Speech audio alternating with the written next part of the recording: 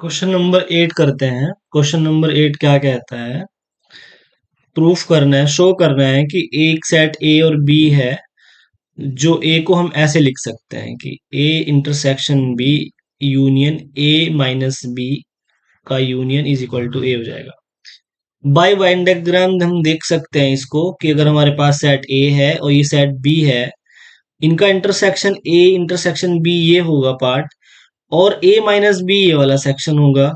इनका दोनों का यूनियन करेंगे तो कौन सा हमें सर्कल भरा हुआ दिखाई दे रहा है? ए सर्कल भरा हुआ दिखाई दे रहा है। That is called A is equal to this one.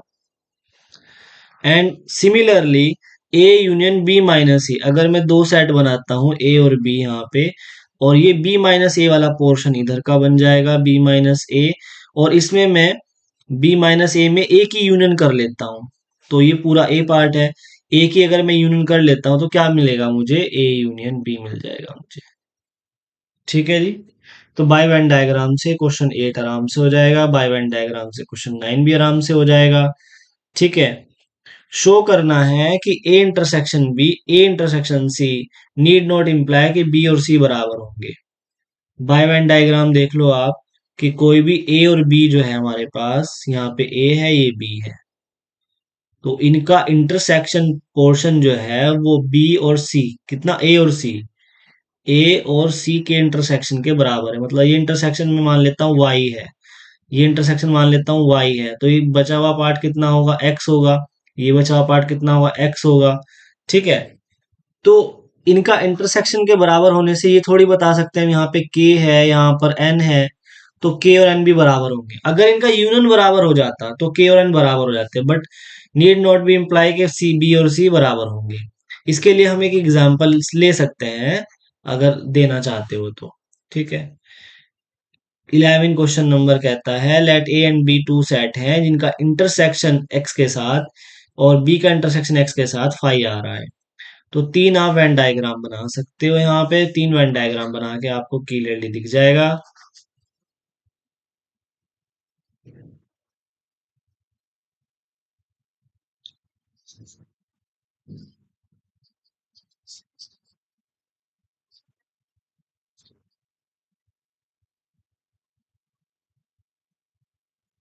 ठीक है। तो तीसरा हमारा क्वेश्चन 11 क्वेश्चन क्या कह रहा है? अगर हमारे पास एक सेट है ए और एक्स, ये एक्स ले लिया मैंने, जिनका इंटरसेक्शन जो है वो फाई है, और बी का एक्स के साथ इंटरसेक्शन, बी के साथ भी इंटरसेक्शन एक्स का फाई है, तो इनके एक्स जो है वो दोनों से इंटरसेक्शन फाई है, तो इनका जो यूनियन है वो बराबर है। ए और एक्स का यूनियन और बी और एक्स का यूनियन बराबर है। For some set X show करो ए और बी बराबर हो जाएंगे। तो देखो, अगर मैं इन दोनों तीनों सेट को देखता हूं कि इन दोनों का यूनियन बराबर है, इसके साथ इसका यूनियन करूंगा, इसके साथ इसका यूनियन करूंगा, दोनों बराबर कैसे बन सकते हैं? जब ये आपस में ओवरलैप कर जाए, ए और बी के ऊपर ठीक बैठ जाए, तभी ऐसा हो सकता है कि इन दोनों का इंटरसेक्शन फाई हो और इन दोनों का यूनियन बराबर हो जाए। तो इसलिए हम यहां से कह सकते हैं कि ए इज इक्वल टू बी ही होना चाहिए। ठीक है। बाय वेन डायग्राम से हम यहां से पता लगा सकते हैं। ठीक है।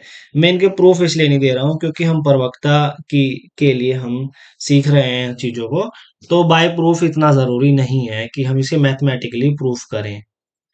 Find question number 12, find set A B and C such that A intersection B और B intersection C, A intersection C are not empty, ये खाली नहीं है जी। सेट इनका सबका इंटरसेक्शन फाई है। फाइंड करो ए बी सी क्या होंगे जो कि इस तरह से है। तो हम इसको कैसे करेंगे कि हमें ए और बी सी ऐसे फाइंड करने हैं जिनका इंटरसेक्शन फाई आ जाए। आप देखो ए है और इसमें कुछ ना कुछ कॉमन है। ठीक है।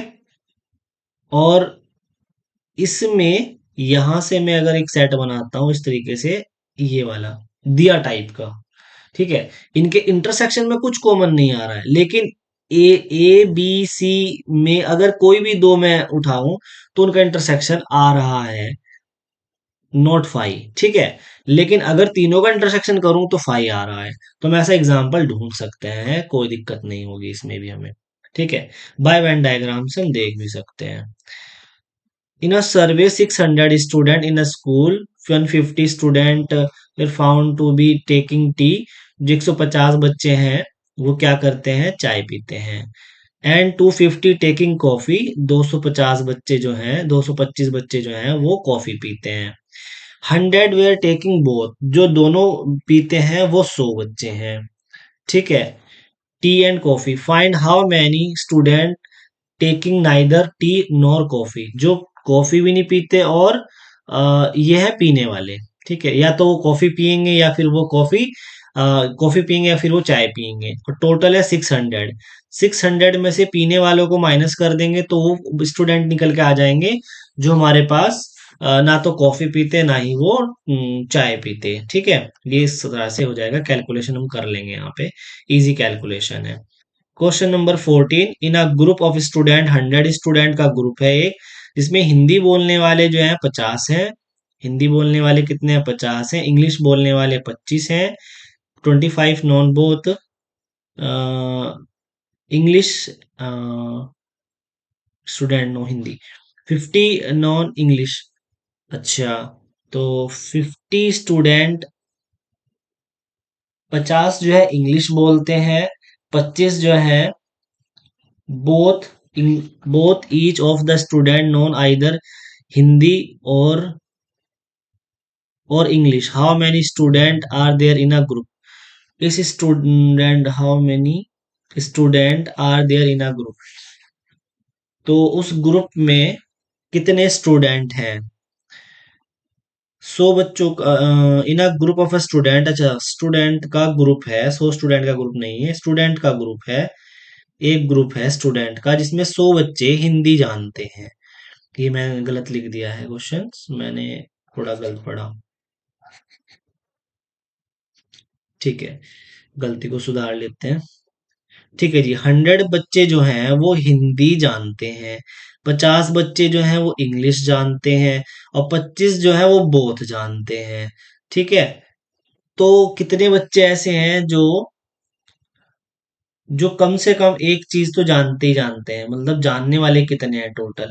Each of the student known either Hindi और इंग्लिश, कितने ऐसे हैं जो हिंदी और इंग्लिश जानते हैं। How many student is there in a group, कितने स्टूडेंट ऐसे हैं इस ग्रुप में, ठीक है, जो जानते हैं। तो 150 माइनस 25, तो 125 इसमें ग्रुप में बच्चे होंगे टोटल। ठीक है, यानी कि ए यूनियन बी पूछ रहा था, सिंपल सा क्वेश्चन था। 14। ठीक है, क्वेश्चन नंबर 15 की बात करते हैं। 15 में भी एक सर्वे किया है 60 पीपल्स हैं। It found that 25 people read newspaper, 25 बच्चे तो न्यूज़पेपर पढ़ते हैं जी, एच वाला। ठीक है, 26 रीड करते हैं न्यूज़पेपर, टी वाला। 26 रीड न्यूज़पेपर, आई, आई न्यूज़पेपर पढ़ते हैं 26। और 9 बोथ एच एंड आई पढ़ते हैं। 11 read both H and T पढ़ते हैं। 8 read both T and I पढ़ते हैं।